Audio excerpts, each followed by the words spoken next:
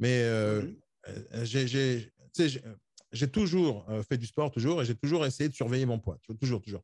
Que ce soit en train de monter ou en descendre, je surveille pour voir jusqu'à combien je fais des conneries. Et j'ai remarqué un truc hier. Hier, j'ai regardé mes stats parce que c'est toujours la même application sur l'iPhone, c'est l'application santé. Et donc, depuis des années, et ça fait 4 ans ou 5 ans que je suis mon poids. D'accord. Je suis mon poids. Et c'est un truc super flagrant. C'est-à-dire, je m'en suis rendu compte que hier. D'accord. Je me pèse tous les jours pour vérifier si ce que je fais, ça marche. En moins d'un mois, j'ai perdu 5 kilos. C'est-à-dire, j'ai commencé il y a moins d'un mois, j'ai perdu 5 kilos direct. Je suis en train de fondre parce que je fais des gros efforts. Mais une des choses que je n'avais pas remarqué, c'est quand j'ai mis l'échelle du suivi du poids sur un an. D'accord. Au départ, je fais sur une semaine, tu vois, je veux voir les changements et je vois si ça baisse ou pas. Et je n'ai pas appuyé sur le bouton sur un an. Et je n'ai pas appuyé sur le bouton sur 3 ans et sur 4 ans. Et donc, quand j'ai regardé mon graphe, d'accord, mon graphe, et que je vais vous montrer hein, sur les 4 dernières années, c'est un truc de ouf. En fait, c'est un truc de ouf. C'est comme si que l'application, elle était en train de me dire mon passé ou ma vie, tu vois. Et donc, au moment, hein, En fonction de ton agenda. ouais, c'est ça. Et donc, je regarde en arrière et je vois à quel moment j'ai commencé à mesurer le poids. J'avais 112 kilos, j'étais déjà trop, tu vois, trop. Et j'ai commencé à surveiller et ça commençait à baisser. À un moment donné, je rencontre la personne que je rencontre et d'un coup, je prends du poids. Je prends du poids comme ça. Je prends du poids comme ça. Et un pic de ouf. Un pic de ouf. D'accord. Et maintenant, quand j'ai décidé d'arrêter, et tu vois la descente en termes de poids. Et je me suis rendu compte que hier, juste que hier, je t'assure, hein, je vais vous envoyer les stats si vous voulez, mais c'est un truc de ouf, en fait, un truc de ouf. C'est comme si qu'il me disait ma vie. Tu vois. Et il y a des gens, tu vois, qui prennent du poids quand ils sont pas bien ou quand, enfin, des trucs. Moi, c'est mon cas, tu vois. Quand je suis pas bien, je bouffe. C'est tout, je bouffe. Ah, moi Et aussi. Hein. comme beaucoup de gens, tu vois. Et ce truc, ça reflète toute ma vie, tu vois. Ça reflète, en fait, le quantité de bouffe que j'ai bouffé parce que j'étais déprimé. Et ça, c'est horrible de voir un truc pareil, tu comprends? Et donc, la première chose que j'ai fait quand j'ai vu ça, régime direct, tu vois, sans réfléchir. En fait, le régime, je l'ai fait parce que j'étais à l'hôpital et le doc, il m'a dit, c'est simple, hein, si tu baisses pas de 30 kilos, dans 2 ans, tu es mort. C'est tout. Hein. Il dit, dans 2 ans, il te reste 2 ans à vivre, peu importe ce que tu dis. Et quand j'ai compris ça, tu vois, j'ai le choc de ma vie, tu vois, et tout de suite, ça change. En même temps, ça tombe avec le fait que il faut que les choses s'arrêtent, il faut que les choses changent. Et donc, le régime plus ça, c'est top, tu vois.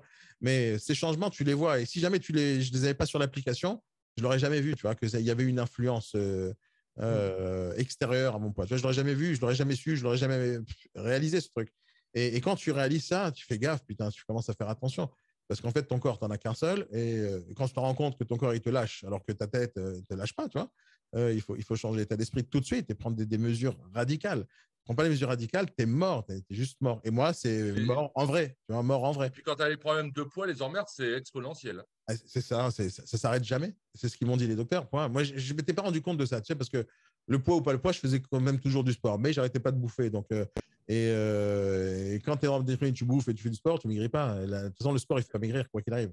C'est la bouffe qui fait grossir et c'est la bouffe qui fait maigrir. C'est ça. Mais quand tu t'en rends compte, ta vie, elle change en réalité. Ta vie, elle change. Il y a des gens qui n'ont pas de problème avec le poids, comme Sébastien, comme Mélène, comme Yves. Pas de problème avec le poids, vous avez des problèmes ailleurs. Mais le poids, dans certains cas, je pense pas que tu as eu des problèmes de poids, Sébastien. Ta morphologie, elle est fine, tu vois. Elle est belle. Tu n'as jamais été comme moi, ça c'est sûr. Non, non, non. Ouais. Mais c'est vrai qu'il y a un rapport entre ce qui se passe dans ta vie et ton poids. Ça, c'est indéniable. C'est ça. Soit il t'arrive une grosse merde, et enfin, moi, ça a été mon cas et j'ai perdu 12 kilos, mais voilà, c'est hyper mental, quoi, parce que tu n'arrives pas à le contrôler. C'est ton cerveau qui se met dans une espèce de position qui fait que il n'y a rien qui passe, ou alors l'inverse, où tu vas faire que manger. Voilà. C'est ça, c'est Mais ça. Et chacun réagit différemment, mais ouais. Voilà. Après, les choses, elles sont compliquées. Tu as raison, Franck. Tu sais, j'en parle du poids parce que c'est un truc qui touche quasiment toute la planète déjà, et ça me touche à moi. Et c'est très difficile de véhiculer une image. Par exemple, de dire, tiens, il faut faire du sport, il faut être motivé, il faut faire ci, faire ça. Quand de l'extérieur, tu as l'air d'un gros lard, tu vois, c'est pas beau, ça. C'est pas bon. Après, Et puis on véhicule pas du dynamisme. Hein. on véhicule pas, alors que c'est pas le cas, tu vois. Les gens ne peuvent pas savoir ma vie, tu vois, ils la connaissent pas. Ils voient uniquement ce qu'ils voient. Tu vois, ils savent pas. Je veux pas commencer à parler à n'importe quel client. Voilà, écoute-moi, nanani, nana, regarde ce qu'elle m'a fait, regarde. Ça intéresse personne tout ça. Alors, par contre, les gens le comprennent en te voyant. Et donc, des fois, tu es tellement tellement déprimé dans la merde que tu réfléchis même pas à ton image, tu vois. Tu fais ton truc d'une manière automatique, en mode fantôme, en mode hypnotisé. Je fais mon taf et voilà. Et après, je retourne dans la déprime, etc. Et ça peut durer très longtemps, jusqu'au déclic, tu vois. Quand tu as le déclic, tu as le déclic. Tu vois. Et ce déclic, il est important qu'il arrive. S'il n'arrive pas, t'es dans la merde. Hein. Dans la merde. Hein. T'es dans la merde. Donc, le déclic, c'est important. La discipline aussi, d'être la force, tu vois, mentale de dire j'arrête, tu vois, ou j'arrête de bouffer, ou je vais à la gym tous les jours. Tu vois, hier, il pleuvait à Donf, tu vois, et j'avais prévu d'aller à la salle de gym. La question, c'est est-ce que j'y vais ou j'y vais pas? Est-ce que je me mouille ou est-ce que je me mouille pas? Est-ce que je vais Éternelle question, ouais. C'est la grosse question. Et dès que tu vois un petit truc à l'extérieur qui te dit, ah, tu vois, il pleut, ah, tu devrais rester à la maison, chaud, tu vois. Et ce truc, cette petite voix à la con de merde, là, qui te dit, ne fous rien, faut pas l'écouter, tu vois. Il faut juste pas l'écouter. Et cette force-là mentale que tu dois avoir, c'est de ne pas écouter cette petite voix de merde qui te dit non, reste en sécurité à la maison. Pourquoi tu vas lever des poids? Laisse-les par terre. Ça ne changera rien. De toute façon, ils vont rester par terre quoi qu'il arrive, même dans l'année. Donc, pas besoin de les lever, les remettre. Et tu te penses, tu as toutes ces idées de il ne faut pas faire ci, il ne faut pas faire ça. C'est la même chose pour la prospection téléphonique, c'est la même chose pour n'importe quoi. Hein. À partir du moment où tu n'as pas envie de faire quelque chose, tu repousses. Ouais, mais de toute façon, ils vont me raccrocher au nez. De toute façon, j'ai déjà deux mandats, pourquoi j'aille au rendez-vous? Tu vas toujours chercher des excuses pour éviter de faire la chose que tu dois faire. Tu dois faire. Et donc, hier, pluie ou pas pluie, je suis sorti faire la gym. Et je suis parti le faire à 9h et je suis rentré chez moi à 23h. Parce que j'ai repoussé toute la journée d'y aller. Et à la fin, je dis, il faut que j'y aille. Et je me lève et j'y vais. Et je fais 1 heure de sport et tout va bien. Et à la fin, en fait, j'ai vu encore. Il y a un truc puissant dans le fait de bouffer, tu vois, ou le fait de ne pas faire du sport ou de faire des conneries ou manger des chips, tu vois. Il y a des choses qu'il vaut, avant de prendre la décision de les faire, moi, je prends la décision comme ça dorénavant. C'est est-ce que ce que je vais faire, ça va m'apporter du plaisir pendant que je le fais ou ce que je vais faire, ça va m'apporter du plaisir après que je l'ai fait. D'accord? Donc, quand tu bouffes des chips, tu te fais un kiff pendant que tu manges. Mais après, qu'est-ce qui se passe? Tu regrettes de les avoir bouffés. Tu peux avoir envie d'aller bouffer au McDo, mais une fois que tu es sorti du McDo, tu fais putain, j'aurais pas dû manger ces putains de frites. Et là, tu regrettes. Donc, les choses que je décide dorénavant, et pas depuis très longtemps, hein, c'est de prendre la décision. Est-ce que cette chose-là que je compte faire maintenant, elle va me faire du bien sur le moment et après je regrette, ou ça va me faire du mal sur le moment, mais après je vais être heureux. Et donc, la gym, c'est exactement ça. C'est la chose que pendant que tu fais, tu supportes pas. C'est dur, c'est difficile, tu lèves du poids, tu te fatigues, tu transpires, c'est épuisant. Mais après que tu l'aies fait, tu te regardes dans la glace. Et tu kiffes quand les choses ont changé, tu vois, et tu te regardes dans le poids et dans la balance.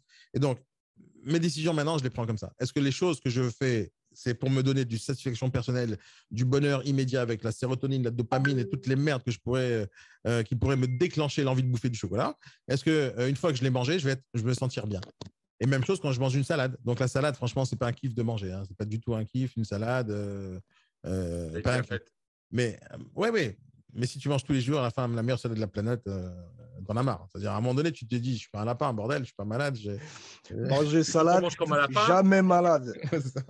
Ouais, elle est bonne cette expression. Mais c'est vrai que là, il y a un diététicien qui a donné cet exemple. Vous avez vu avec Gori, vous avez vu comment ils sont musclés, vous avez vu la puissance, vous avez vu un hippopotame, vous avez vu comment il est musclé. Qu'est-ce qu'ils bouffent ces gens-là? Un peu de l'herbe. Donc il y a des gens qui n'ont pas compris ce truc-là, ils fument de l'herbe, mais après il y en a qui les mangent, ils mangent des salades. Et donc on est des carnivores peut-être, mais ce principe-là de dire je ferme ma bouche, j'arrête de manger de la merde et de réfléchir à quelle sensation tu auras après avoir mangé, et ben maintenant je kiffe mes salades. Ça fait 1 mois que j'ai éliminé 100% du sucre, 100%, parce que j'ai suivi les conseils de mon diététicien, 100% de sucre. Je prends plus de sucre dans rien. Pas de gâteau, pas de cornflakes, pas de céréales, pas de lait, pas de fromage, rien, toute cette merde-là, j'ai tout éliminé. Maintenant, ça, c'est très difficile, surtout quand moi, le matin, c'est un petit déj avec 2 baguettes et du beurre et de la confiture. Et quand maintenant, je ne mange pas le matin, donc maintenant, je fais jeûne intermittent, donc je commence à manger que à 13h et je finis à manger à 20h le soir et je mange que 2 repas. Donc, c'est un changement radical dans une vie, tu vois. Et des fois, le matin, tu as juste envie de bouffer, tu vois. Et ou tu résistes pas, ou tu as des moments d'absence et pendant quelques minutes, tu sais pas, mais tu es dans le frigo en train de bouffer tout le poulet. Et d'un coup, tu te réveilles, je fais merde, qu'est-ce qui s'est passé? Et tu vois comme un ouf, tu vois, tu es en train de vider le frigo. Ça m'est arrivé plein de fois, ces crises de boulimie. Aujourd'hui, je les ai toujours, mais je résiste. En fait, la différence, c'est est-ce que tu as envie de résister ou pas? C'est tout. Hein. Tu résistes à l'envahisseur ou tu laisses te contrôler le cerveau. Et moi, j'ai décidé qu'il n'y a que moi qui contrôle mon cerveau. C'est tout. Et donc, j'ai envie de bouffer. Mais je dis non, c'est tout. Et aujourd'hui, parce que j'ai toujours des céréales à la maison, toujours des gâteaux pour mon fils, tu vois, pas spécialement pour moi. Et je résiste, je ne touche plus en fait. Je touche plus. Ça m'attire plus. Parce que dans ma tête, c'est comme ça que ça se passe. Dans ma tête, c'est en fait un de ces jours. Si vous le souhaitez, demain, je vous apprends un truc que j'ai appris il y a longtemps qui m'aide à régler quasiment tous mes problèmes mentaux. Tu vois, ce qu'on appelle la PNL, tu vois, la programmation neurolinguistique. Pour ceux qui connaissent, mais tant mieux. Ceux qui ne connaissent pas, demain, je vous donnerai un petit exemple de ça, si vous le souhaitez, pour apprendre à surmonter les problèmes ou de déprime, ou d'addiction, ou de ce genre de conneries. C'est pas des miracles, hein, c'est pas des miracles. Je vais vous expliquer le principe tout de suite. C'est si par exemple je vous dis de penser, essayez de faire ce que je vous dis là tout de suite, d'accord. Essayez juste d'imaginer le truc mais à fond, d'accord. Essayez de vous concentrer, pouvoir fermer les yeux. Imagine que je te dis, voilà, écoute, il y a sur la table un citron, d'accord. Imagine que le citron, il est juste en face d'un beau citron, tout jaune, avec une belle épaisseur de cou. Tu le vois qu'il est bien, il est mûr, il est ferme. Tu le vois, ce citron, il est jaune, il est magnifique. Et ce citron-là, tu as envie de le manger, Tu le coupes en deux parties, en 3 parties, en 4 parties. Et tu as 4 quarts maintenant de citron dans la main. Maintenant, tu as envie de le goûter, mais tu ne connais pas vraiment le goût du citron. Et d'un coup, tu l'approches de ta bouche comme ça et tu veux t'approcher du citron. Et tu le mords comme ça dans le citron. Essayez de mordre dans votre imagination le citron. Essayez de le mordre fort. Et si tu imagines bien le truc, si vous l'avez bien fait là tout de suite, juste ça, hein, normalement, tu as un petit goût dans la bouche là du citron. Ça vous arrive, Si tu ne l'as pas fait, recommence tout à l'heure. Ouais, si jamais tu n'as pas eu cette sensation, refais-le tout à l'heure calmement, ferme les yeux et tu imagines le citron à donf. Tu l'imagines, juste imagine. Tu n'en as pas en face de toi, tu imagines. Et tu vas voir qu'à un moment donné, tu vas avoir de l'aigreur dans la bouche, la sensation d'acidité. Pourquoi? C'est très simple. C'est la base de la PNL. D'accord? C'est la base de la PNL. La PNL, ça veut dire qu'à un moment donné dans ta vie, il y a longtemps de ça, on t'a fait goûter du citron. D'accord? Il y a longtemps. La première fois qu'on t'a fait goûter du citron, c'est ce moment-là où il y a une connexion entre une neurone et le goût du citron. Hop, et se connecte. Tac. Et donc, tu as programmé ton cerveau il y a très longtemps quand tu as pris pour la première fois du citron. Même chose avec le chocolat. Si tu imagines le chocolat, tu vas t'imaginer tout de suite le goût du chocolat. Si tu imagines un kebab, tu vas avoir tout de suite la sensation du kebab que tu as déjà mangé si tu aimes vraiment ça. Et donc, l'idée, c'est que toutes les sensations que tu as dans ta vie, que ce soit amour, haine, le goût, enfin, tous ces trucs-là, tu vois, la sensation du toucher, tous ces trucs-là, elles sont déjà programmées dans le cerveau. D'accord? On appelle ça la programmation neurolinguistique. Enfin, la programmation neurologique. D'accord? Ça, c'est la base. Tu vois, tout est connecté. Donc, le chocolat, ça se connecte aux synapses ou aux trucs du cerveau qui te disent, hop, c'est bon, ça, c'est connecté. Le chocolat, ça fait du bien. Le chocolat, ça fait grossir. Le chocolat, c'est bon. Le chocolat, c'est sucré. Toutes ces connexions-là, hop, elles sont connectées avec le mot chocolat dans ta tête. D'accord? Maintenant, si jamais aujourd'hui, tu bouffes trop de chocolat ou trop de sucreries, tu fais exactement ce que moi, j'ai fait il y a quelques jours. Il y a quelques jours de ça. Alors, ça ne prend pas un jour, ça prend une heure, ça prend des fois des semaines pour reprogrammer le cerveau. Alors, l'idée, c'est ça, je vous le ferai demain, je vous montrerai comment on le fait. Mais l'idée, c'est que tu reprogrammes le cerveau, c'est-à-dire tu retournes en arrière. Tu retournes en arrière il y a très longtemps. Et pour ça, il faut de la méditation pendant des fois des jours. Parce que pendant une heure, tu dis, ah, oui, d'où il vient le goût du chocolat que j'ai eu? D'où il vient cette envie? Et des fois, tu te rappelles de l'année dernière. Après, tu vas te rappeler de 2 ans. Après, tu te rappelles jusqu'à 4 ans, il y a 3 ans, et quand tu viens de naître. Et d'un coup, plus tu remontes le plus en arrière possible jusqu'au premier jour où tu as le chocolat, d'accord, qui t'a donné une certaine sensation. Une fois que tu te rappelles du premier déclencheur, la seule chose que tu as à faire, c'est de travailler dans ton cerveau pour changer ce déclencheur. Et si, par exemple, dans ta tête à toi, le chocolat est égal, ça fait du bien, ça me calme, ça m'apaise. Et si c'est ça les connexions dans la tête, la seule chose qu'on a à faire, qui est très difficile à faire, mais elle est faisable, c'est d'enlever ces mots-là de connexion qui est chocolat est égal bien-être, est égal bon, égal sucré, ça fait du bien. Tu enlèves et tu reconnectes un autre truc. Et tu commences à faire le travail pour que chocolat est égal grosseur, obésité, mort, dégueulasse. Dès que tu arrives à changer l'image qui est connectée entre le goût du chocolat et le goût et le résultat, c'est-à-dire que ça fait grossir, tu peux mourir, diabète, etc. Dès que tu connais les mauvaises choses qui vont avec le chocolat, ben, tu arrêtes d'aimer le chocolat. Tout simplement. Ça va être la même chose pour la cigarette. La majorité des gens fument pour une certaine raison, que ce soit ou le stress, la pression sociale, enfin 50 millions de possibilités, d'accord? Et tu vas arrêter de fumer. Donc, il y a 2 choses quand tu vas arrêter de fumer. Il faut que tu arrêtes d'acheter des clopes et de les fumer. Ça, c'est très difficile. Mais la deuxième chose, tu as le gestuel. Tu vois, donc, tu as le corps qui va te dire non, c'est pas bon, il faut que tu continues à fumer. On est accro. Et après, tu as le gestuel, c'est-à-dire ou les moments sociaux. Tu as l'habitude de fumer après un café. Dès que tu vas boire un café, tu dois fumer. Quand tu as l'habitude de fumer entre amis, dès que tu as des amis, tu dois fumer. Donc, ou tu changes d'amis, ou tu résistes, ou tu arrêtes de boire du café, ou tu résistes. Donc, comme tu veux continuer à boire du café, donc tu dois déconnecter la relation café-cigarette. Café-cigarette. Déconnecter. Une fois que tu l'as, en fait, pour ça, il faut revenir à l'origine du problème. à l'origine de la première fois où ça s'est passé. Et tout ça, ça se passe ici dans la tête, seul dans un lit en fermant les yeux. Hein. C'est tout ce qui se passe. Il n'y a pas de technique, il n'y a pas de posture magique. Il y a juste à rechercher. Dans ton enfance, des fois, la majorité du temps, c'est l'enfance quand on parle de chocolat et citron. Par exemple, si je veux, imagine le truc, c'est-à-dire si on fait bien, tu peux faire le même exercice du citron de tout à l'heure et au lieu d'avoir une aigreur dans la bouche quand tu penses au citron, tu peux rechanger et avoir une aigreur sucrée quand tu penses au citron. Il suffit juste de déconnecter le truc. Et ça ne veut pas dire que le citron il sera moins acide. Il sera toujours acide. Sauf dans ta tête et dans ton imagination et dans tes souvenirs, il n'est pas acide. Et donc, l'idée, c'est de déconnecter les neurones avec la sensation que ça procure sur le principe. Donc, si par exemple, tu aimes bouffer, donc il faut absolument que tu déconnectes la bouffe au bien-être que tu as et au contraire, remplacer ça par putain, regarde ma gueule, regarde ce truc, regarde, personne ne me regarde, regarde, on me critique, regarde ci, regarde ça. Et à force de mélanger les mauvaises choses avec la chose que tu as envie d'éliminer, ben, d'un coup, la bouffe pour toi, c'est un truc dégueulasse et tu n'as plus envie de manger. Même chose quand il y a une rupture amoureuse, tu vois, il y a plein de techniques pour ça dans la PNL. C'est-à-dire que si jamais la connexion que tu avais avec la personne, ça représentait ça et ça, et donc si tu restes dans la déprime, ce qui a été mon cas pendant 1 an, c'est parce que tu te rappelles des bons souvenirs et tu ne te rappelles pas des mauvais souvenirs. Et donc l'idée, c'est de changer dans ta connexion dans ta tête, c'est que quand tu l'as rencontré, il y avait des bons souvenirs, c'est vrai, mais à la fin, si on se sépare, ce n'est pas parce qu'il y avait des bons souvenirs, parce qu'il y a des choses aussi mauvaises qui sont passées. Et donc l'idée, c'est de changer les connexions avec les neurones en te disant je suis amoureux d'elle à cause de ci, à cause de ça, parce qu'elle était bien, nanana, et tu penses qu'à ça non-stop, juste non-stop, et tu ne peux pas t'en séparer parce que ça, on appelle ça la dépendance affective, parce que tout ce que tu te rappelles, c'est que des choses positives. Alors que non, si c'était positif tout le temps, bah, vous serez encore ensemble. Et ce n'est pas le cas. Donc, il y a obligatoirement des problèmes que tu as envie d'omettre et de ne pas t'en rappeler. Donc, l'histoire, c'est de s'en rappeler et de les placer dans ta tête avec la personne en question. Et dès que dans ta tête, c'est plus une personne géniale et c'est une personne de merde, parce que sinon, ça serait mieux passé. Et d'un coup, hop, tu remplaces. Et d'un coup, c'est pas que tu oublies immédiatement, c'est que doucement, doucement, les choses s'atténuent avec le temps. Doucement, doucement, tu n'as plus mal au cœur quand tu entends les choses, etc. Tu n'as plus mal, tu vois, tu te déconnectes sentimentalement des choses parce que tu as remplacé les images avec autre chose. Donc demain, si vous voulez, je vous donne des exercices à faire pour réussir à faire ça pour des petits trucs. Hein. Ça peut être pour la discipline, pour le sport, même chose. Je fais la même chose. Hein. La même chose. Si je veux me motiver, il y a la motivation de base, la raison de base.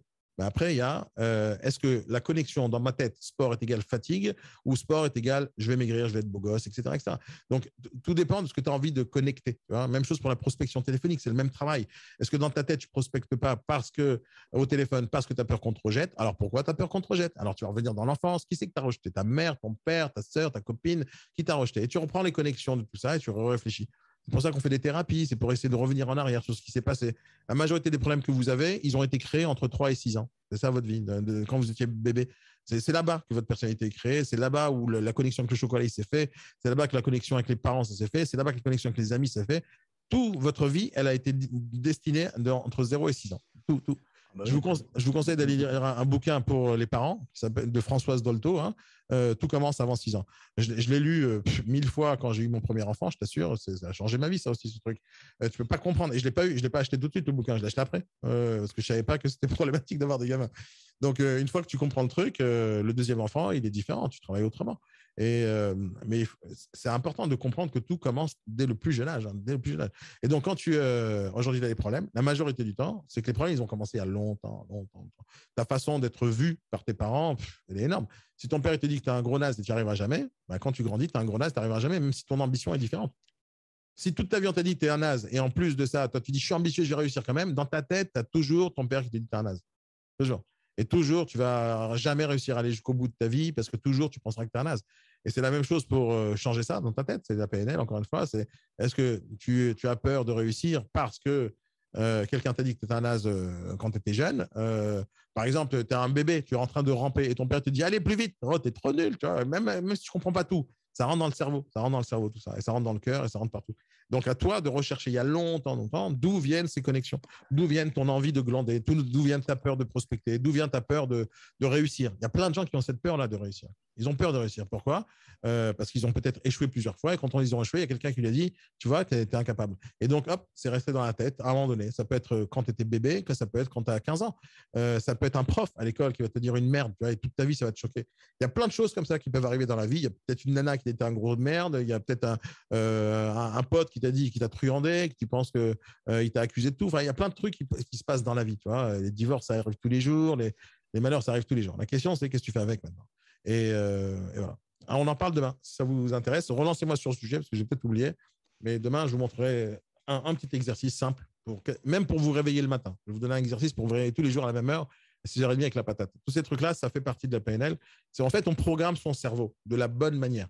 Par exemple, je vais vous apprendre demain une technique pour vous réveiller toujours à l'heure sans réveil. Alors, j'ai cette technique depuis toute ma vie. Toute ma vie, je me lève à 6h30 et c'est comme ça que je fonctionne. Sauf des fois, je suis ultra fatigué. Je mets toujours le réveil au cas où l'horloge biologique ne fonctionne pas. Tu vois, mais jusqu'à maintenant, ça marche. Mais j'ai toujours la sécurité parce qu'on ne sait jamais. Tu vois, ça peut être je suis fatigué, j'ai passé une sale nuit, etc. Mais sur le principe, tout est dans la tête. Tout est programmé et programmable. C'est ça qui est magique. C'est-à-dire, on n'est pas figé avec nos idées. À un moment donné, il y a quelqu'un qui t'a fait rentrer l'idée. À un moment donné, il faut la faire sortir. C'est tout. C'est tout ce qui se passe dans ton cœur, dans ta tête, dans ta vie, dans ton corps. Tout est dans ta tête. En fait, c'est ta tête qui décide ce qui va se passer. Il y a une petite voix qui te dit vas-y bouffe. Et il y a l'autre voix qui te dit mais bouffe pas, dans laquelle tu écoutes. Il y a une voix qui te dit va faire du sport. L'autre te dit fais pas du sport. Là, je prospecte. Non, j'ai pas prospecté. Qu'est-ce que tu écoutes toute ta vie? Donc c'est où tu écoutes toujours à droite, où tu écoutes toujours à gauche. Bon, il faut toujours écouter à droite parce que Mélenchon c'est pas bon, mais va écouter à droite. Il faut que la voix soit à droite. Mais sur le principe. Voilà, c'est ça. Allez, les amis, 9h56, là. Je prends ces cartes.